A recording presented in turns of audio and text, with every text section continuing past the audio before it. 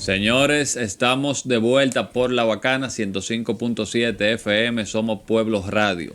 Tenemos a un invitado que entendemos va a tratar un tema con mucho conocimiento, ya que fue miembro del CESFRONT.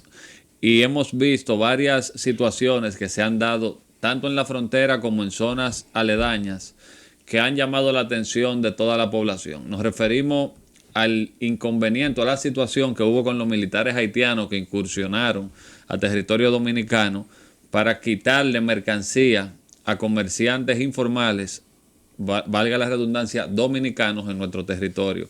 También luego hemos visto lo que yo vi como quizá un pasadía bailable de un grupo de ciudadanos haitianos que iban ahí por la Sierra de Bauruco, y Romo y comandante, y son como 400, que parecía una kermés. Nos referimos a Néstor Mateo, quien nos honra con su presencia y le agradecemos que esté con nosotros. Bienvenido, hermano. Muchísimas gracias. Gracias por invitarme a este importante panel. Y de verdad que me siento muy agradecido con ustedes. Gracias a ti por asistir, Néstor. Cuéntanos, inicialmente, vamos con el tema de lo que hicieron esos militares. Tú que estuviste ahí en la frontera, militares haitianos, en el lado dominicano, quitándole a ciudadanos dominicanos mercancía. O sea, ¿cómo pasa eso en una frontera de este lado? Mira, lo primero que nosotros debemos puntualizar es la timidez de nuestro ejército en ese sentido. Yo creo que, y eso en la zona de la vigía, se puede confundir porque tú puedes entender que tú estás en territorio haitiano, siendo dominicano, y también los haitianos pueden entender en esa parte, porque el río entra, penetra y es territorio haitiano. O sea, fíjate que el río Masacre hay un espacio, un trecho que cruza y penetra al territorio haitiano, ¿verdad?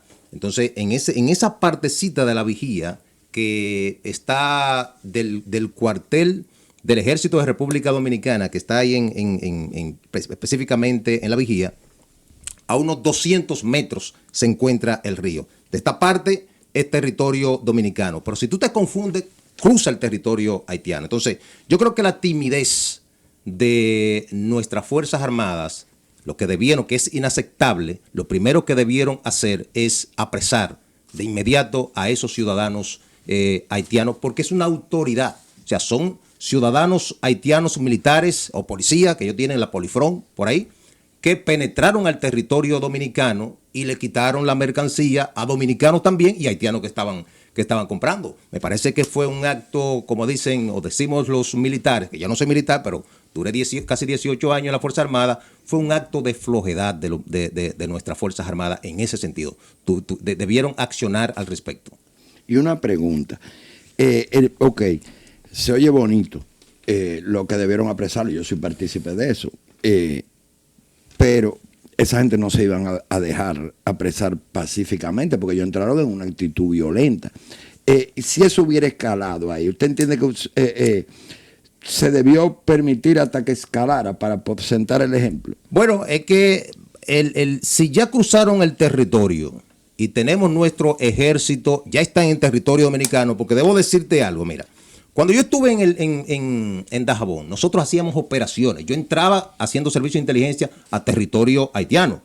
¿Y cómo lo hacíamos? Bueno, con el debido permiso de las autoridades haitianas, y nosotros, yo duré casi 15 días trabajando de aquel lado, en Haití, pero con una autorización del Estado haitiano.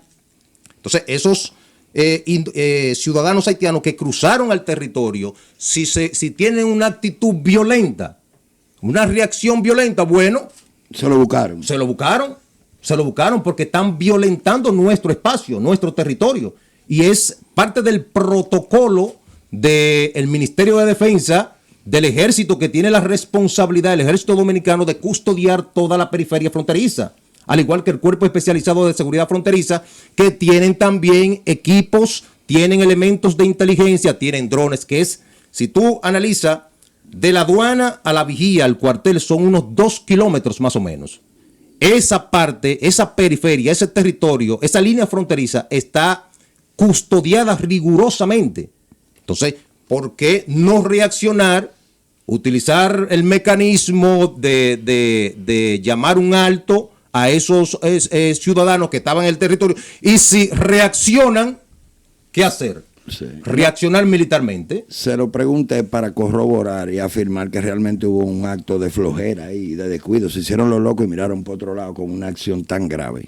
Y ¿tú no crees, te quería preguntar, que eso es un mal precedente para nosotros y, digamos, si se quiere, bueno para los que tienen esas intenciones quizás? Porque sabemos que Haití, no en general, pero muchos ciudadanos haitianos, por ejemplo, con el tema del canal salió a relucir, tienen una lamentable, digamos, resentimiento con muchos dominicanos. Entonces, en base a eso, tú no entiendes que hay grupos que pudieran decir, mira, pero esta gente tan floja. Entraron unos militares y no pasó nada. Le quitamos la mercancía y no pasó nada. Entonces, si hacemos otra cosa, tampoco va a pasar nada, porque ellos, los productos dominicanos, lo queman. Están pasando hambre, pero lo queman. Entonces, la actitud que tiene, le ponen blog a la frontera, pero ellos la necesitan más que nosotros. Entonces, si nosotros permitimos eso, tú que estuviste allá y conoces ese desenvolvimiento, quizá tuviste en varias situaciones y sabes ya esa idiosincrasia de ese pueblo, quizá más que el que no ha estado ahí, que si tuviste mucho tiempo.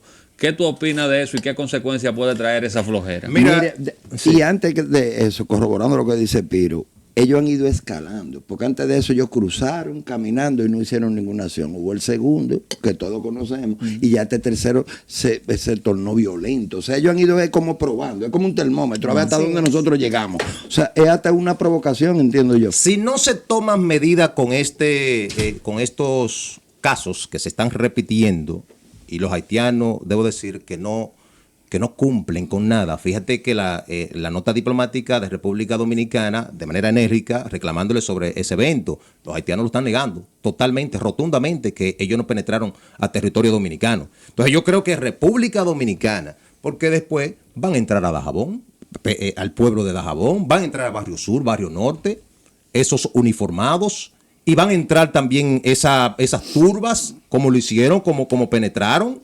en territorio dominicano. Entonces yo creo que el ejército, que tiene la responsabilidad constitucional, tiene la responsabilidad de ley de proteger el espacio territorial de la frontera, debe tomar medidas. No se puede permitir, no se debe permitir, porque van a seguir incursionando entonces y van a seguir amenazando, y es una provocación que si no se toma medida, pues puede ir a una escala mayor. Nosotros nos estamos refiriendo a un hecho puntual, pero en su experiencia con tantos años frente al CESFRONT y específicamente en la labor de seguridad entre Dajabón, Elías Piña y el mismo caso de Pedernales, ¿cuál entiende usted que ha sido la regla más que la excepción? Porque ahora lo vemos desde un aspecto de excepcionalidad, esa incursión, porque nos estamos limitando a un hecho puntual. Pero con esa experiencia y esos tres lugares muy sensibles de la soberanía nacional, ¿cuál fue el patrón que usted pudo experimentar ahí? Mire, en el caso de penetración de militares o policías, eso realmente no lo había visto de una forma violenta como lo hicieron. Ahora, el tráfico de indocumentados, eso realmente es permanente. Ahora mismo, con la situación, cuando se aprieta la frontera, lo que hace es que el producto, los haitianos, los indocumentados, el contrabando, se incrementa. No es que va a dejar de cruzar, siempre van a estar cruzando, pero se eleva el precio de esos indocumentados. Se ha hecho grandes inversiones en las Fuerzas Armadas, tanto el Cuerpo Especializado de Seguridad Fronteriza, a los soldados, más equipos. El Muro también está contribuyendo, está haciendo sus aportes para la vigilancia, pero es una frontera un poco complicada y difícil de tu manejar. Hay parte, por ejemplo, Sánchez, Don Miguel, eso es en Dajabón. La vigía es un vasto territorio que hay espacio por ahí que difícilmente de noche, 2 de la mañana, 3 de la mañana, los rieles, Carbonera, esa parte difícilmente que se pueda controlar de manera efectiva y radicalmente. ¿Por qué? Porque son espacios vulnerables y te pueden cruzar 30, 40, 80 haitianos, como lo vimos en el caso de aquí de esta zona de Bauruco, de Dajabón, que cruzaron unos casi 300 haitianos que el ejército lo capturó y lo devolvió. Esos cruzan con un potea. Alguien que lo organiza, lo lleva a un lugar, a un espacio. Están cruzando para ubicarlo en un puesto, en una casa o algo. Y de ahí, de manera paulatina, se lo dan a los carga haitianos, a los dominicanos, y lo van distribuyendo en distintas ciudades, distintos puntos del país. Eso es lo que de esa forma que se conforma, que se realiza. Tú pudieras decirnos el lenguaje que se utiliza, que dijiste dos términos ahí, pero quizá el que nos está escuchando no sabe cómo, digamos, la jerga de lo que traen a los indocumentados, tanto los haitianos como los dominicanos que participan. Mira, en territorio haitiano están los poteas, que son los que organizan a esos haitianos, están identificados, tienen muchísimo tiempo. Por ejemplo, en Juana Méndez, eso hay una estructura criminal que tú tienes ahí de todos los niveles. Poteas ranqueados que te pueden albergar 100, 200 haitianos. Y están el carga haitiano, que es el dominicano, pero también está el pichón. El pichón es un haitianito que está con el soldado. Los soldados deshonestos, lo que no cumple con su labor patriótica, que no cumple con su compromiso de la responsabilidad de proteger nuestro territorio. Entonces buscan esos espacios más vulnerables. Ese pichón es que coge el dinero, que cobra, porque el soldado no le puede poner la mano, una grabación, lo que sea, y los haitianos entre ellos se entienden. Inclusive muchos cruzan del otro lado. Ese es el pichón que está con el soldado. Está el mulo, que el mulo se utiliza para el contrabando, cruzar el río. A veces las haitianas, algunas embarazadas o lo que están cargando las pacas, el contrabando. Ese también. Y el dominicano carga haitiano. Después que cruzan esos haitianos, lo ubican, si son grandes cantidades, lo ubican en un espacio, en una casa o un departamento. En una casa, apartamento, no, en una casa. Hasta en un hotel también lo pueden, dependiendo el nivel del haitiano. Lo ubican, de ahí entonces lo van montando ya sea en los autobuses, las guaguas, en jipetas o en motores. Y lo van distribuyendo en distintos puntos. Santa María, Las Matas. Y de ahí se van a Santiago, se van aquí a la ciudad, al distrito. Es decir, toda una dinámica. En los chequeos entra un franqueador cuando son grandes las cantidades de haitianos. Si son 15 o 20 haitianos, entra un franqueador. Es decir, un franqueador es un tipo de un motor que llega al chequeo, le dice, mira, aquí tengo 20 haitianos. Le paga, se va y no lo paran en ese chequeo. Sigue, y así lo va haciendo en todos los chequeos. Se cuidan de no fallar un chequeo porque los soldados, la inteligencia, tienen comunicación. Si tú me volaste aquí, ellos te llaman, mira, fulano va tanto por allá, y ahí te entran chequeos fortuitos, de repente te persiguen con motores. Es decir, es toda una estructura, toda una composición que se va dando en la frontera. Déjame hacerte una pregunta, perdón. Tú dijiste que tú eras del J2. Sí, yo estuve en el J2. ¿Alguna vez se ha hecho un informe del J2 sobre esos militares dominicanos que participan en esas estructuras? Mira, esto es un poquito complicadito porque en el tiempo que yo estuve, y debo decir que ahora hay una mayor rigurosidad con el tráfico y la supervisión de esos oficiales corruptos. En el tiempo que yo estuve, habían oficiales superiores, comandantes. Y si el comandante coge, entonces cogió aquí y llevó acá. Entonces, difícilmente entonces que lleguen los informes. Pero se hacen. Realmente en ese momento no vi informes que se realizaron. Ahora, yo debo decir, con la información que tengo en la actualidad, que ha habido un énfasis, un empeño del gobierno dominicano en la frontera, en la actualidad. Eso lo he visto, porque los soldados tradicionales, porque esos soldados que se mueven bien en la frontera buscando el dinero, los comandantes lo quieren. ¿Y qué hacen ahora? Con el peso, la rigurosidad de la supervisión y del chequeo de ese soldado deshonesto, bueno, pues lo han desplazado, lo han sacado de esos espacios.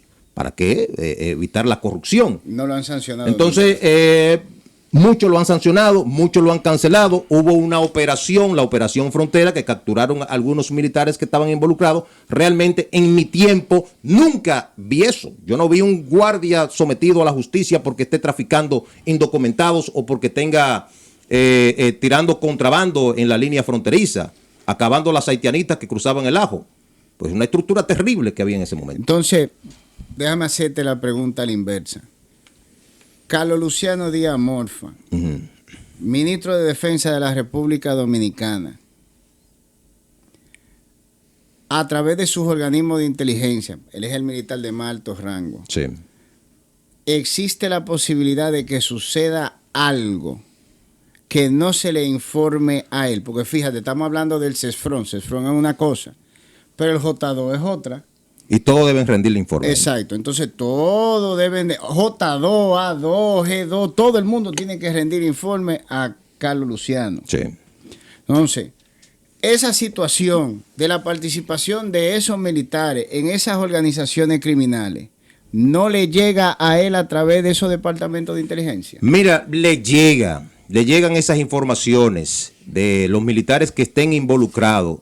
Y debo decir, algunos oficiales que conozco que se vieron envueltos en esa situación han sido desvinculados del mando militar, de las Fuerzas Armadas. Han sido desvinculados por, diríamos, el alto mando militar, para no decir el ministro de Defensa, sino el alto mando militar lo ha desvinculado, comandante general del Ejército, el mismo cuerpo especializado de seguridad fronteriza, soldados deshonestos que no cumplen, pues son desvinculados. Eso realmente está sucediendo. Y una pregunta.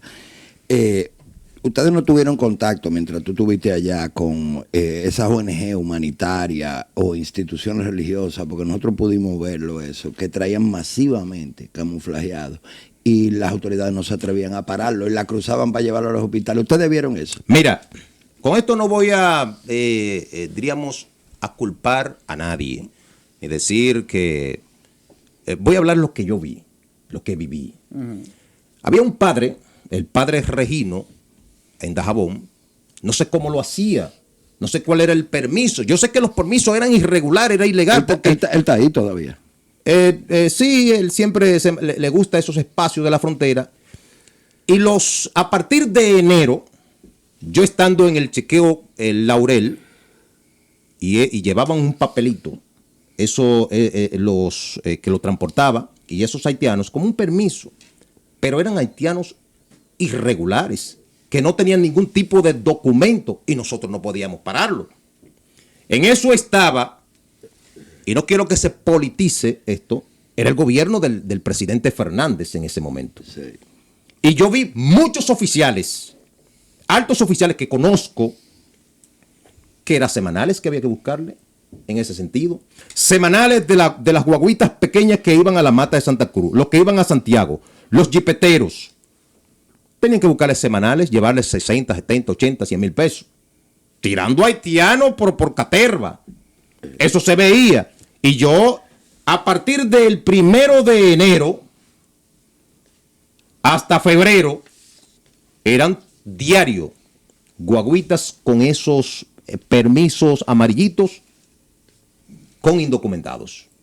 Porque un supuesto permiso, que yo sé realmente que ese haitiano que supuestamente iban a trabajar en una finca, un asunto, los guardias corruptos se sentían incómodos, porque decía, bueno, pero están cruzando y no están dejando absolutamente nada. Sí.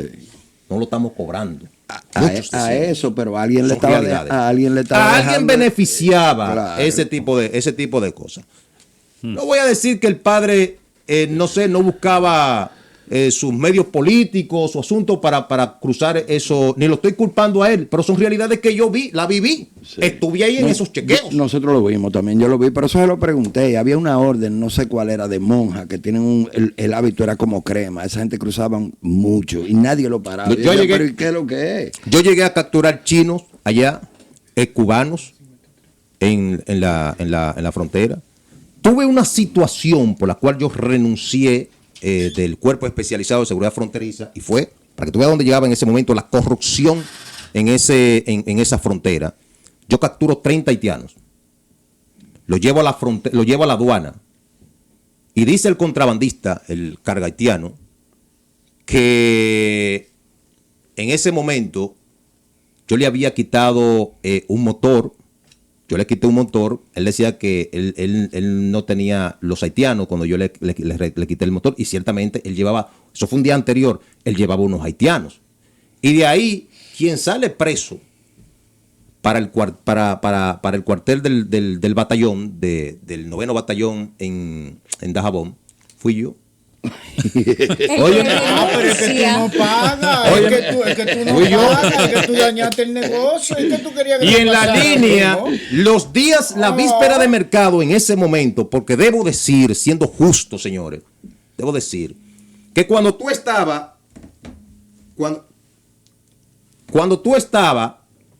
en Barrio Sur, Barrio Norte, hay unos espacios ahí que tienen nombre. Se llama el hoyo derecho, el hoyo izquierdo, que eso era con funda negra que se buscaba el dinero. El platanito, el canalito, el puente, el callejón, todos esos eran espacios de buscar dinero. Y ahora mismo, eso no existe. Debo ser justo con ese punto. No existe porque ha sido eliminado. El muro se lo llevó con toda esa parte. Ahora hay otro ahora hay método. otros hoyos. No sé. Innovaron. Mire, pero por ejemplo, hay un tramo desde Bánica hasta antes salía a Lome Cabrera, lo que se conoce como la carretera internacional, que es entera. Pero a ese es el tramo que se le llama, entonces que hay que reportarse inclusive. Eso lo han declarado, que yo a veces pienso esto como a propósito.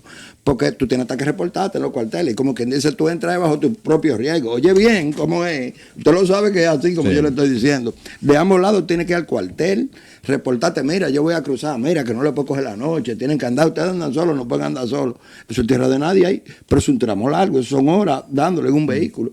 Entonces, ¿por qué no han podido controlar esa zona? ¿Y por qué eso está tan tierra de nadie ahí?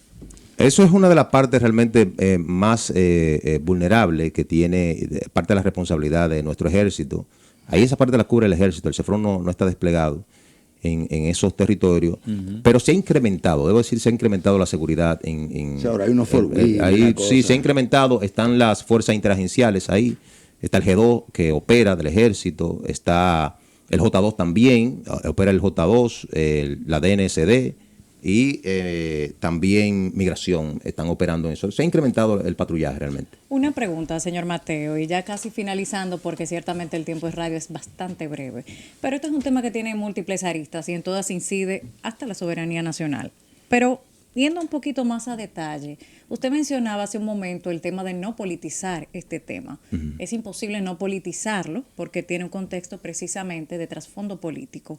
Ahora bien, que a través de la política se creen y se mantengan mafias es completamente distinto, porque si nos vamos al fundamento de la política, está llamado precisamente a que el régimen de convivencia social sea efectivo, armónico y consono con los derechos. Pero partiendo de ahí, cuando se está dentro del órgano político es que se pueden incidir en los cambios. Usted como dirigente del partido oficialista, ¿qué sugiere a su partido para hacer transformaciones que verdaderamente impacten lo que usted vivió y que nadie le contó? Bueno, yo creo que las inversiones que se están realizando, se están haciendo en la frontera, en el caso, todavía falta más recursos, en el caso del avituallamiento, la preparación del soldado, la capacidad militar y los pertrechos militares, porque al final, señores, Estados Unidos invierte millones, quizá el presupuesto de República Dominicana en su frontera y al final no ha podido resolver el problema. El Canal de la Mona es el muro más difícil y los dominicanos, como quieran, no importa, se lo tragan los tiburones, cruzan. Entonces, yo creo que hay que hacer inversión, lo que está haciendo el muro es importante.